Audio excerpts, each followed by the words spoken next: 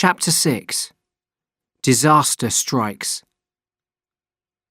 Jed's eyes were a little wider apart than mine, so I had to adjust the binoculars before I could see clearly.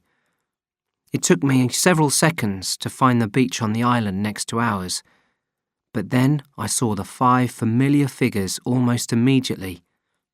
They were in the same place they'd been yesterday morning, and nearly every morning for the past 9 days, except for 4 days ago when the beach had been completely deserted. That had caused us a bit of concern until they reappeared from the trees a couple of hours later. "They're still there," I said.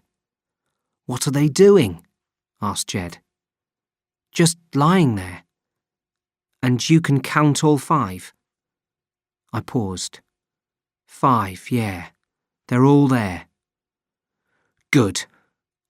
Jed coughed quietly into his hand. We had to be careful about noise, so close to the dope fields. We couldn't smoke either, which didn't help my nerves. "Good." My first day with Jed had started badly. I'd woken up in a terrible mood, still thinking about my family and friends in England. I was also rather depressed about not going fishing with the others. But as soon as he'd explained about the people he'd seen on the neighbouring island, I'd understood. Then I'd started panicking, saying, "This is the worst thing that could happen," again and again, while Jed waited patiently for me to calm down. It took some time, but eventually I stopped talking for long enough for him to speak, and he was able to explain the situation to me. The good news was that Sal didn't know that I'd given Zeph and Sammy the map of our island. After Jed had seen 5 people on the island next to ours, the island Etienne, Francoise and I had swum from to reach our beach island, he'd only told Sal that some strangers had arrived there. He didn't mention their connection with me. She thought that Jed had asked for a partner because he'd got tired of working alone. The other good news was that the people hadn't moved from the island.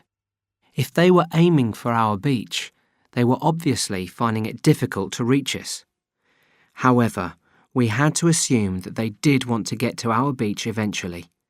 We also had to assume that 2 of them were Zeph and Sammy, and the other 3 were the Germans that Jed had seen on Koh Phangan when we did the rice run. We couldn't be sure about this because the people were too small to see clearly through Jed's binoculars, but it seemed likely. When Jed had told me the bad news, I'd spent the rest of that day in a state of shock, watching the 5 people through his binoculars. Every time one of them appeared to move, I was sure that they were going to start swimming towards us, but they didn't. In fact, they hardly moved from their patch of sand, occasionally going into the sea for a few minutes or disappearing into the jungle behind the beach for a couple of hours. After 3 or 4 similar days had passed, my initial level of panic faded and I just felt generally tense. With the tension, I was able to think more clearly. That was when I began to notice other things about my new job with Jed. The first was getting to know Jed more. We spent every hour until nightfall sitting on a rock at the highest point of our island. Apart from spying, all we could do was talk. Mostly, we talked about Plan B, which was what we were going to do when the 5 people finally got here. The only problem with Plan B was that, like most Plan Bs, it didn't exist. We had several options, but we could never agree on which one was the best. The option I favoured was that Jed went down to meet them and told them that they weren't welcome, but he didn't want to do that. Although he was sure he'd be able to make them leave, he was also sure that they'd go straight back to Koh Phangan and tell everyone what they'd found. Instead, Jed wanted to rely on our island's natural barriers. There was the long swim from the island. Then they had to get past the dope guards, find the lagoon, and then find a way of getting down the waterfall. Jed was confident that this would all be too difficult for them. I didn't like to remind him that Etienne, Francoise and I had managed it. It was during one of our endless Plan B discussions that Jed told me about the main aim of his job: to look out for new people who were trying to find our beach. "Something's bothering me," I said, putting down the binoculars. Jed frowned. "What?" "I'm afraid they'll find our backpacks. We couldn't swim with them, so we hid them under some bushes. If Zeph and Sammy find them, they'll know we were there and that they're near our beach." "How well did you hide them?" "Quite well. I'm starting to think that I might have copied the map wrong. I drew it in a real hurry, and I could have missed out an island between Cope Along and here." Jed nodded. "It's possible.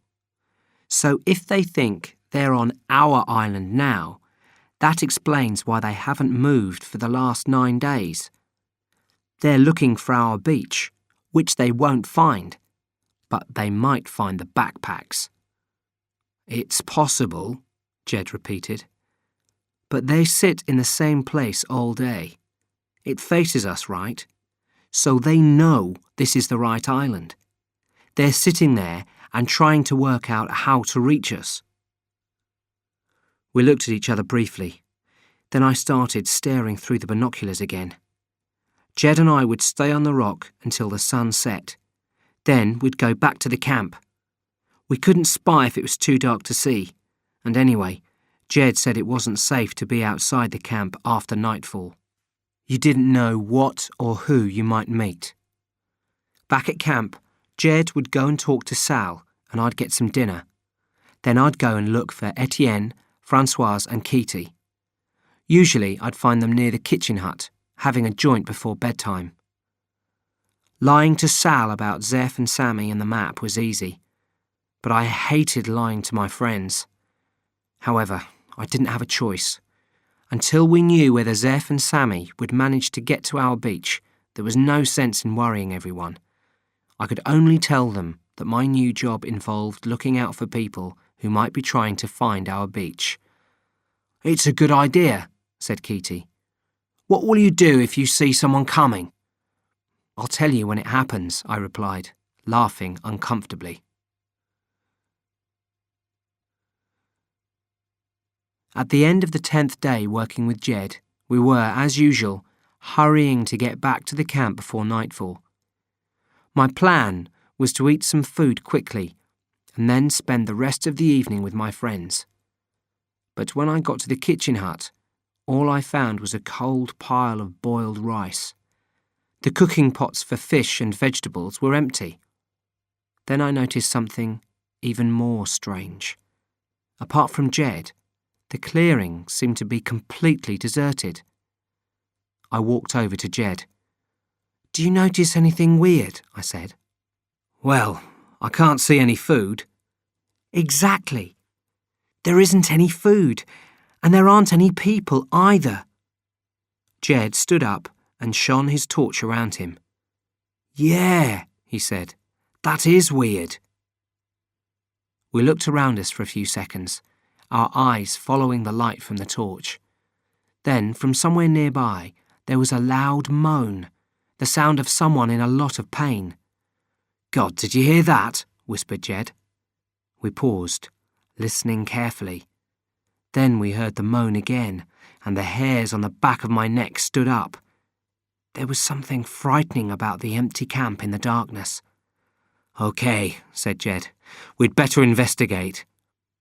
We'd only walked a little way when someone put their head out of one of the tents. It was a girl called Ella. "Jed? Richard?" "Yeah, it's us. What's going on, Ella?" She shook her head. "Come inside. It's a disaster." We went in. One of the cooks was lying inside the tent. His eyes were closed and he was holding his stomach. "It was Kitty, stupid fool," Ella said, wiping the sweat from the guy's forehead. "Kitty? Why? What did he do?" I asked. "He put a squid in one of the fishing buckets, and we cut it up and cooked it with everything else." "So?" "The squid was already dead when he speared it. Most of the people in the camp have food poisoning and are being violently sick. Only 5 or 6 of us are all right. I've got a bit of a stomachache, but I think I've been lucky. And why did Keaty spear a dead squid? I'd like to ask him that myself. We'd all like to ask him, said Ella in an angry voice. Where is he? I asked. In his tent? Maybe. OK.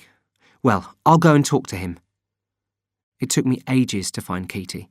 He wasn't in his tent, and there was no response in the clearing when I called his name.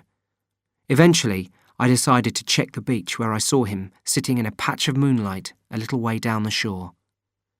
Hi, he said in a low voice. I nodded and sat beside him. I'm not very popular at the moment, Rich. Neither is Squid. He didn't laugh.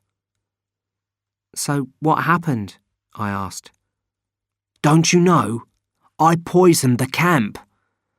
Yeah, but I was fishing, using Gregorio's mask. I saw this squid. We've eaten squid 100 times before, so I speared it and threw it in the bucket. I didn't know it was already dead. But if it wasn't moving... Yeah, well, I know that now. But I thought its arms were moving. So it was a mistake. It wasn't your fault. God, Rich, of course it was my fault, he shouted and looked away. I only stayed with Keaty for a few minutes because I wanted to find Etienne and Françoise. He wouldn't come with me because he said he wasn't ready to face people yet, the poor guy. When I saw what was happening inside the longhouse, I was glad Keaty had decided to stay on the beach. The scene inside would only have made him feel worse. I'd had no idea that the effects of food poisoning had been so severe. Everybody was moaning, and there was a strong, sour smell throughout the longhouse. People were crying out for water or for the vomit to be wiped off their chests. I eventually found Françoise and Etienne. Etienne was asleep, so I suppose he might have been unconscious, but he was breathing steadily, and his forehead didn't feel too hot. Françoise, however, was awake and in a great deal of pain. She didn't cry out like everyone else, but she bit her bottom lip, and all over her stomach were marks from where she'd been digging in her fingernails. Stop doing that, I said firmly. She looked at me through dull eyes. Richard? Yes, stop biting your lip. What is happening, Richard? You've got food poisoning. I mean, what is happening to everyone else? Well, I looked down the longhouse. I wasn't sure how to answer in case I frightened her. People are being sick. Do you think this is serious for us? No, I replied, laughing encouragingly. You'll all be much better tomorrow. You'll be fine. Good. Richard, I need some water. Please, will you bring me some? Of course. I'll be back in 2 minutes. Outside, I found Jed sitting in front of the kitchen hut, eating some plain rice. He held out his bowl as I approached and said, You should eat. I'm not hungry. Have you seen inside the longhouse?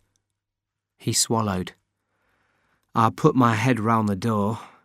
The same thing's happening in the tents. Are you worried? Sure. People can die from food poisoning like this. We need to make them drink lots of water, and we need to keep ourselves fit so we can look after them. That's why you should eat something. You haven't eaten since morning. Later, I said, thinking of Françoise. I got some water and walked back to the longhouse. While I'd been away, Françoise's condition had got worse. I helped her drink the water and stayed with her until her breathing became slower and heavier and she finally fell asleep. I don't really feel I have to explain what happened next, but I will anyway. I bent over and gave Françoise a kiss on the cheek. I remember noticing how soft and smooth her skin was.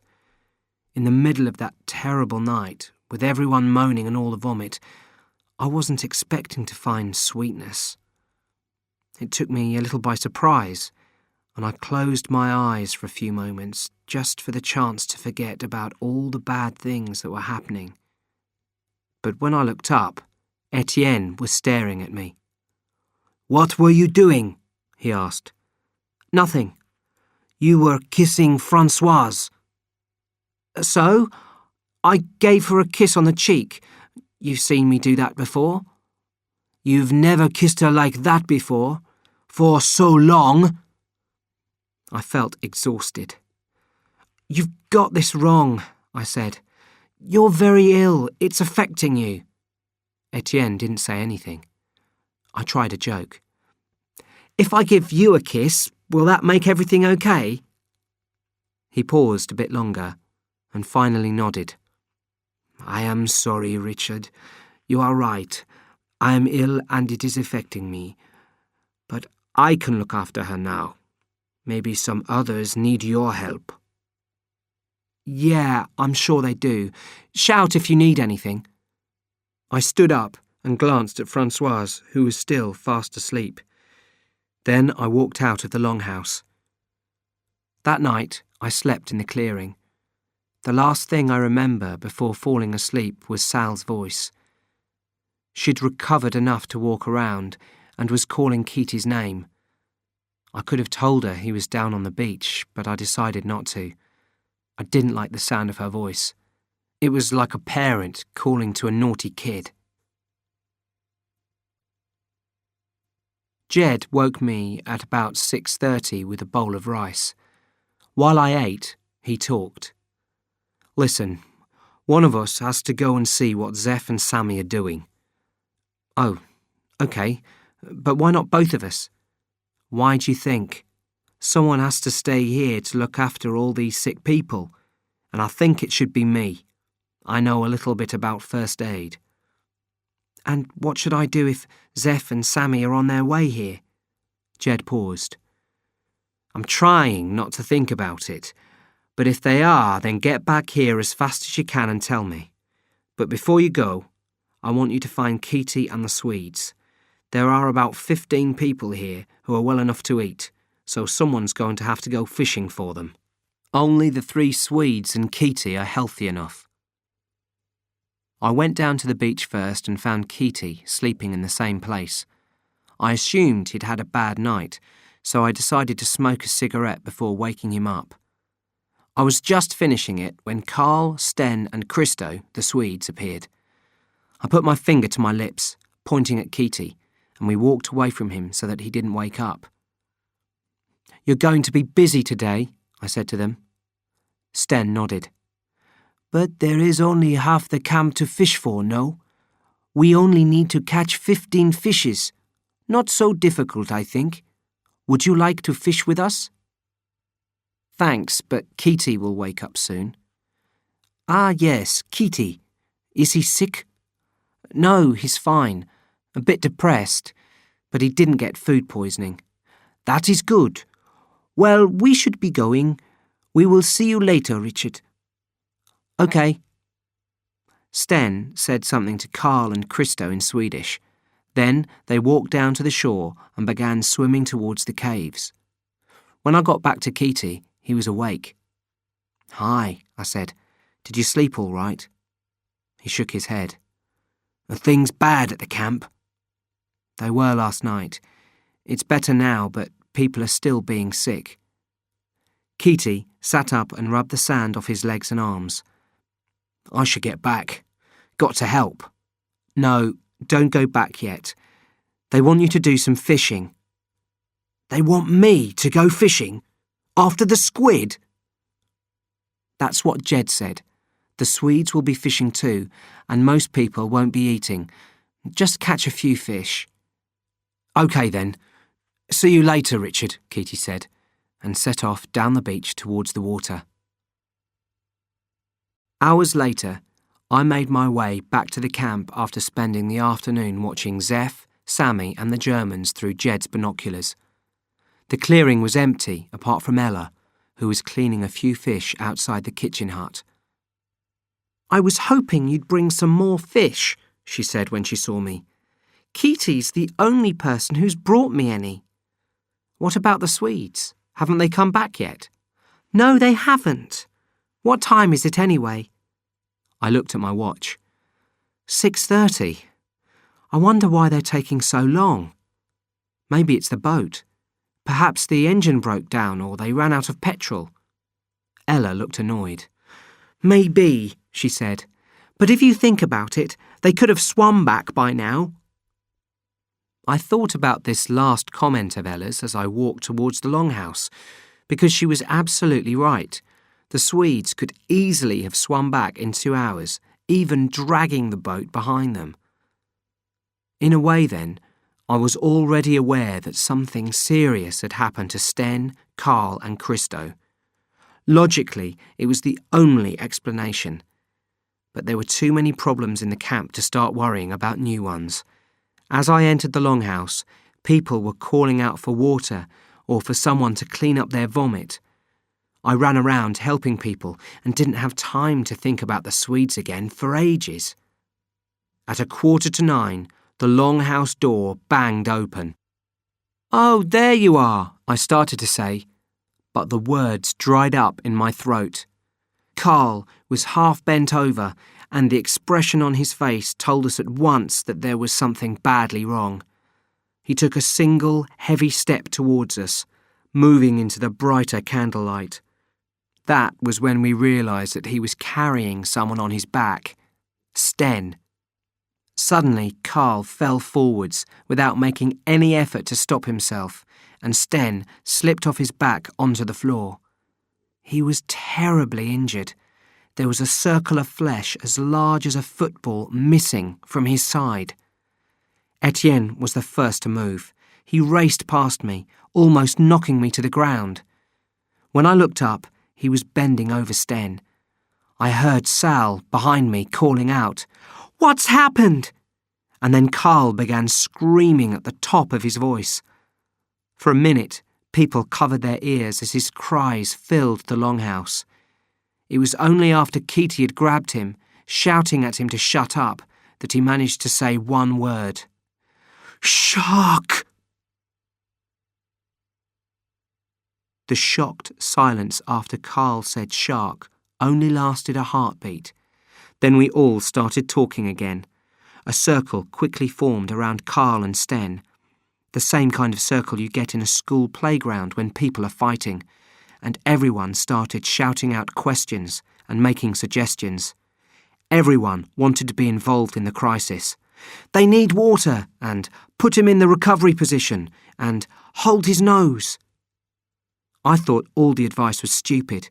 You could see the air bubbling out of the hole in Sten's side, so his lungs were obviously completely destroyed. And anyway, you couldn't imagine anyone looking more dead. His eyes were open, but you could only see the whites. Carl could hardly be put in the recovery position while he was rolling around and screaming. The only person who was talking sense was Sal. She was shouting at everyone to get back and shut up. No one took any notice, though. I pushed my way backwards through the crowd, which was easy, as most people were trying to get closer to the Swedes. As soon as I was out of the circle, I began thinking a lot more clearly. 2 realisations hit me at once. Number 1 was that I now had a chance to have a cigarette. Number 2 was Christo. Nobody had even mentioned the third Swede, who might have been on the beach, wounded, and waiting for help to arrive.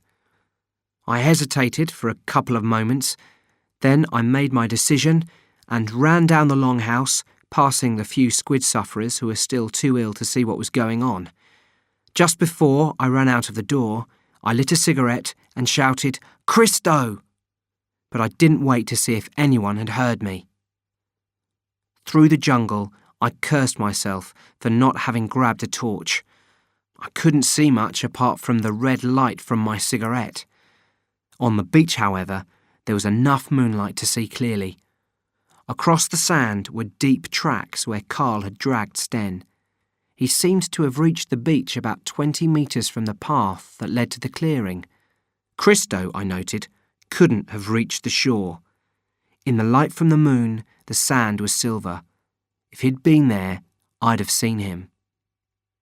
I took a deep breath and sat down near the water, wondering what to do. Christo wasn't on the beach, and I hadn't passed him on the path from the camp, unless I'd walked over him without realising it. So he was in the lagoon, the open sea, or the cave that led to the sea.